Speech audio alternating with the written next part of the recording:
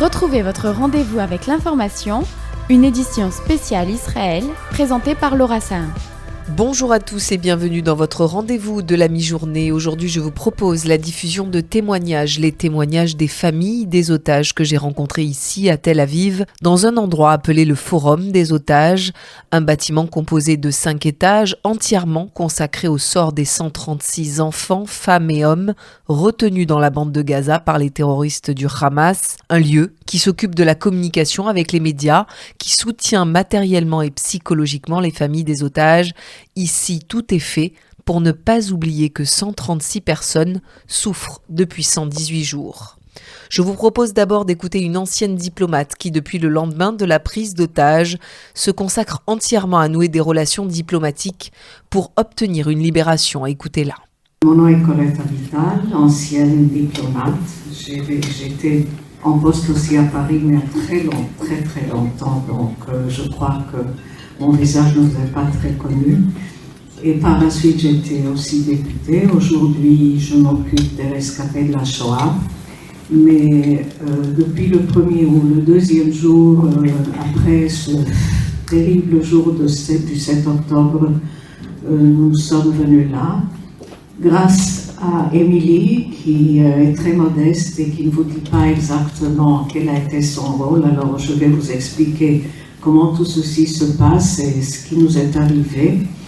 1 ou 2 jours après que nous avons compris ce qui se passait dans le sud du pays, un homme d'affaires, un avocat, qui avait parmi les otages un des membres de sa famille, et comme le pays était en désarroi, que le gouvernement, franchement, ne fonctionnait pas, a dit qu'il fallait faire quelque chose. Il a fait quelques coups de fil à des personnes qu'il connaissait dans le domaine des médias et d'autres.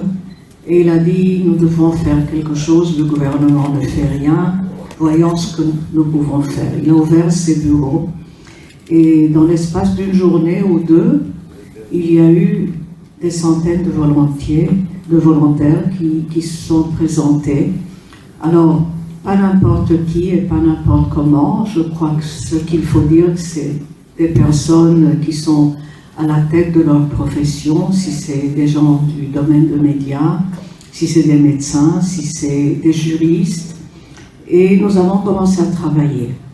Et nous avons décidé que comme les familles des otages, franchement, n'avaient personne à qui s'adresser, que le gouvernement, comme je vous ai expliqué, ne savait même pas comment s'adresser à eux ou qui ils étaient, nous avons simplement ouvert une maison pour qu'ils soient là. Et Émilie, qui connaissait une partie de ces personnes, s'est présentée, elle a dit, est-ce que vous avez un département international? Et on lui a répondu, dès maintenant, nous en avons un. Et donc, nous sommes un groupe d'anciens diplomates. Chacun de nous a servi dans nombreux pays. Chacun de nous a encore des connaissances, des relations. Nous sommes rassemblés et nous avons décidé qu'il fallait agir. Et nous avons mis à la disposition de cette maison tout ce que nous avons comme expérience. Nous étions au début 12, nous sommes maintenant 20. Et depuis lors, nous travaillons. Alors, d'abord, je vais vous dire ce qui se passe dans cette maison. D'abord, nous étions ailleurs. Maintenant, nous avons presque toute cette maison à notre disposition. La première fonction de cette maison, c'est d'être vraiment une maison d'accueil aux familles. Et il faut dire que toutes ces familles qui sont franchement dans le désespoir le plus noir, vous pouvez vous rendre compte, aujourd'hui, on est au 117e jour depuis que la guerre a commencé et nous ne voyons pas quelle est la fin. Cette maison est devenue leur maison et tout ce qu'il y a comme service, ils reçoivent ici. Si c'est des services médicaux, si c'est des psychologues, si c'est des gens du domaine social, si c'est des médias internationaux et si c'est notre département à nous. Notre département s'est mis en œuvre, comme je l'ai dit, sans commencer, franchement, sans avoir un plan, mais ça s'est développé avec le temps. Alors, qu'est-ce que nous avons fait? Nous avons été en premier lieu en contact avec tous les ambassadeurs ici. et nous leur avons demandé de commencer à agir auprès de leur gouvernement. Puis nous avons commencé à travailler à l'étranger. Il y a au moins 150 délégations que nous avons envoyées et qui ont vu et qui ont rencontré des hommes d'État, des présidents, des politiciens, des membres de parlement, bien sûr les médias. Alors notre mission, c'est simplement d'être à leur service. Ce qu'ils nous demandent, nous faisons sans vraiment trop demander. Et nous essayons, d'une part, de ne pas faire oublier le fait que ces otages existent. Avec le temps, et comme cette guerre continue, vous qui êtes en France, vous savez exactement combien ce qu'on voit à la télévision, ce sont les combats et les dégâts dans la bande de Gaza.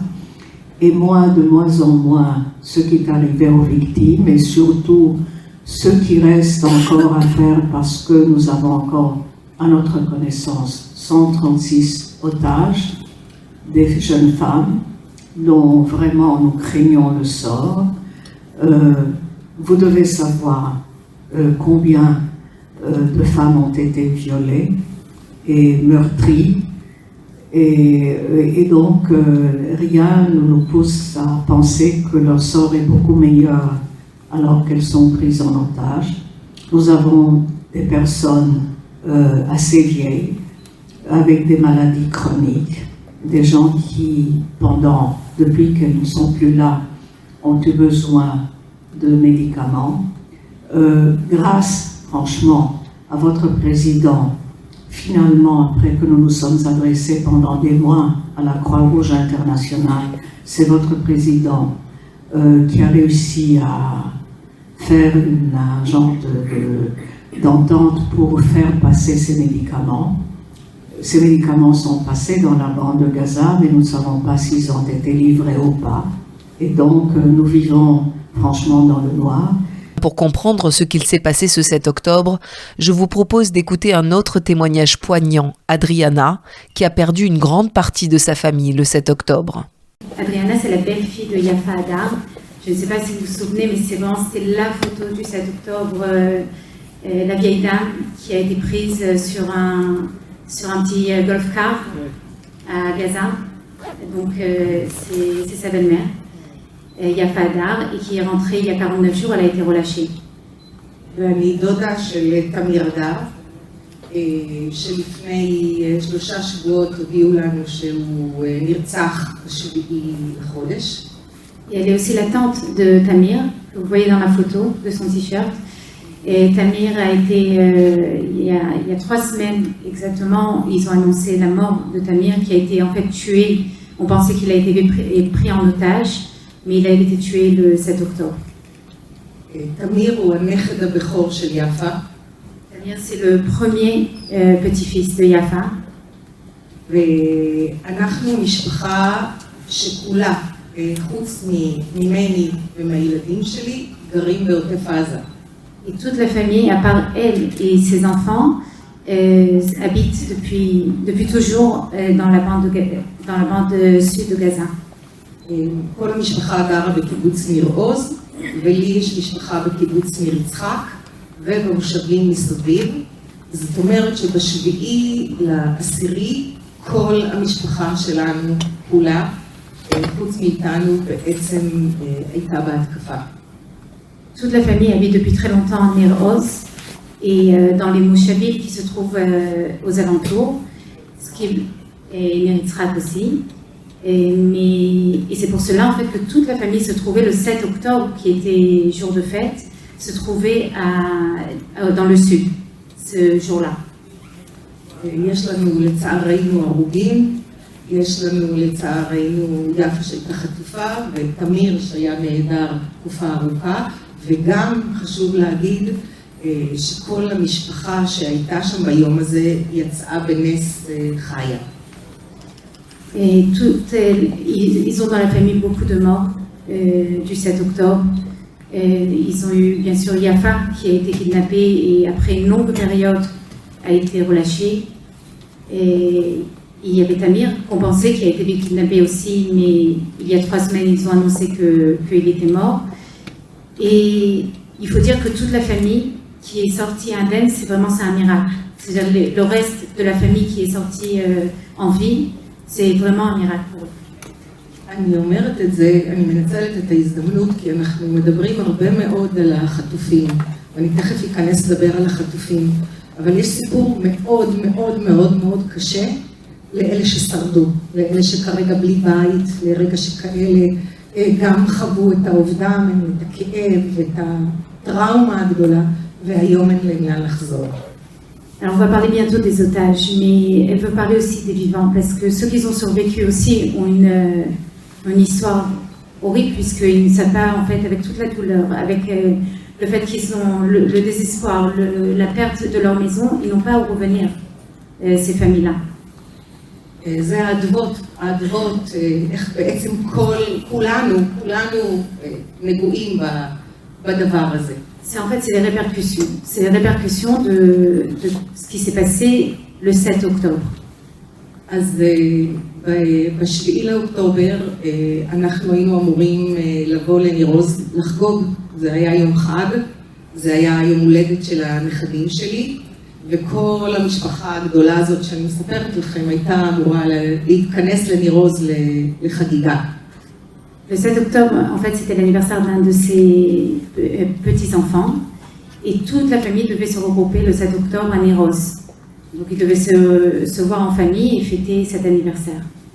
בסביבות 7 בבוקר התחלנו לקבל הודעות וואטסאפ מהמשפחה שיש הפגזות קשות. וגם אצלנו שעה מרחק נסיעה שמעו את הפיצוצים הלא מוכרים. À 7h du matin, ils commencent à recevoir dans le WhatsApp familial des messages. Il y a des explosions. Et même eux-mêmes, c'est-à-dire qu'ils étaient un peu plus loin, ils n'habitent pas vraiment dans la frontière, mais eux-mêmes, ils pouvaient entendre le son des explosions. בהתחלה זה היה בצחוק. הנה, עוד פעם, נכנסים לממ"ד, נצטרך לבטל, מה נעשה עם כל האוכל.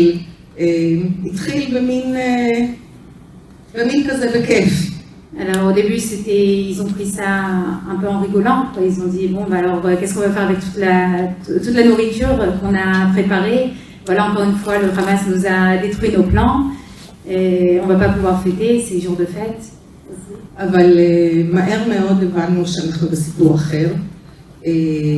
הקשר עם יפה נותק בערך כבר ב7 בבוקר, 7:30 בבוקר. היא כתבה פעם האחרונה שיש יריות בחוץ, שהיא לא מצליחה לסגור את הדלת ואת החלון של הממ"ד. היא אישה בת 85 וגרה לבד. Mais très vite, ils ont compris que ce n'était pas du tout la même histoire. Vers 7h du matin déjà, après tous les messages des explosions, ils ont reçu un message de Yafa, sa belle-mère qui a 85 ans. Et son dernier message était qu'elle n'arrivait pas à fermer la porte de l'abri du mamad. אז ב7:30 בערך כבר לא שמענו ממנה יותר. À partir de 7h30, il n'y avait déjà plus aucun message de Yafa. Nous poursuivons cette immersion au Forum des otages ici à Tel Aviv avec le témoignage de 2 jeunes femmes, sœurs d'une soldate enlevée par le Hamas dans sa base militaire. Elle s'appelle Berry. Berry, c'est notre sœur. Elle a 18 ans, elle est joviale, elle est pleine de vie.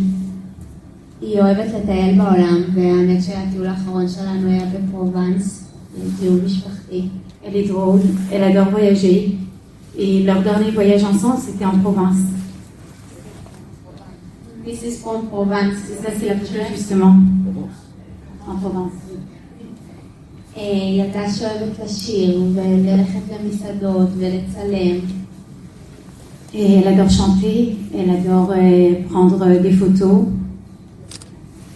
כאן אתם רואים את לירי מפרובנס, וכאן זה ביום החטיפה שלה. Là, vous la voyez, du côté droit, vous voyez sa photo en province. Et du côté gauche, vous voyez sa photo lors du 7 octobre, lorsqu'elle a été prise en otage par le Hamas. וממש זה נראה שזה לא אותה ילדה, רואים ממש את הפחד בעיניים שלה. ואפילו את המוות, ההודעה האחרונה שקיבלנו ממנה זה ירו עליי, לא נפגעתי, ומאז עבד הקשר. Et vous voyez, ce n'est pas du tout la même personne. On voit vraiment la mort dans son visage, dans ses yeux. Et son dernier message à nous, c'était le jour du 7 octobre, lorsqu'elle nous a dit ירו עליי, לא נפגעתי. j'ai été tirée dessus, mais je ne suis pas blessée. ומאז התחילו החיים החדשים. באותו יום בערב ב7 באוקטובר ראינו פורסם סרטון שלה בטלגרם יחד עם עוד 3 בנות שחטפו אותם בג'יפ. רואים אותם מבוהלת שם מאוד. Le même soir, la famille a découvert un film qui a été publié par le Hamas, par les terroristes eux-mêmes. Et la famille a vu Liri qui était montée sur un van avec 3 autres filles. ומאז החיים שלנו השתנו כבר כמעט 4 חודשים. בהתחלה לא ידענו כלום על לירי, עד שהמשוחררים יצאו החוצה וסיפרו לנו שהיו איתה. Et depuis, ils n'ont presque pas de nouvelles de Liri. Ça fait déjà depuis presque 4 mois qu'ils sont dans l'obscurité totale, à part que là maintenant, depuis que certains otages sont sortis, ont été libérés, et ils ont eux-mêmes raconté qu'ils avaient vu Liri dans leur captivité. אז מצד אחד היה מאוד משמח שאנחנו שמענו על אנשים שיצאו והיו איתה, מצד שני אנחנו יודעים שגם היה לה מאוד קשה לראות שאנשים משתחררים והיא עדיין נשארת שם, ובטח שסיפרו לנו על כל הפגיעות המיניות שיש שם בנשים וגם חלק מהבנות עברו, אז ככה עוד יותר אנחנו בחוסר ודאות ומפחדים מכל רגע שמבינים שהם כבר צריכות להשתחרר, כל הנשים בעיקר עם כל הסכנות. Alors d'un côté, c'est sûr qu'ils se sentent soulagés qu'elle est en vie, qu'elle est restée en vie, mais d'un autre côté, ils savent qu'elle était très triste à chaque fois que chaque otage sortait et était libéré. Elle restait là-bas et elle était très triste de cela. Et aussi, ils savent, la famille aujourd'hui, les autres otages qui sont sortis, ils savent aussi qu'il y a eu beaucoup de maltraitance sexuelle sur les filles et ils ont peur. הם השתחררו כבר לפני כמעט 70 יום ומאז אנחנו לא יודעים מה קורה עם לירי. אנחנו רק יודעים שהם היו בתנאים מאוד קשים, ערבה, כאילו מחסור במזון, במים, הם לא התפתחו, היגיינה מאוד קשה. פעם אחרונה שראו אותה זה היה במנהרה, אבל אנחנו לא יודעים איפה היא עכשיו. Les derniers qui l'ont vue, c'était il y a 70 jours. Et ils savent les conditions horribles dans lesquelles elle se trouve. Ils sont dans des tunnels. Il y a très peu d'air, comment respirer. Les conditions d'hygiène sont très basses. Et ils ont peur pour sa survie.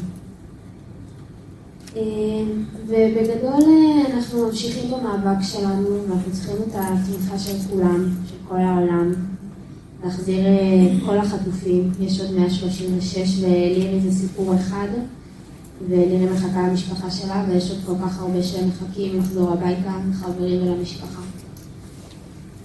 Et les sœurs de Liri et toute la famille continuent le combat. Ils attendent le retour de Liri à la maison, mais aussi des 135 autres otages qui sont encore en captivité et tout le monde doit revenir à la maison.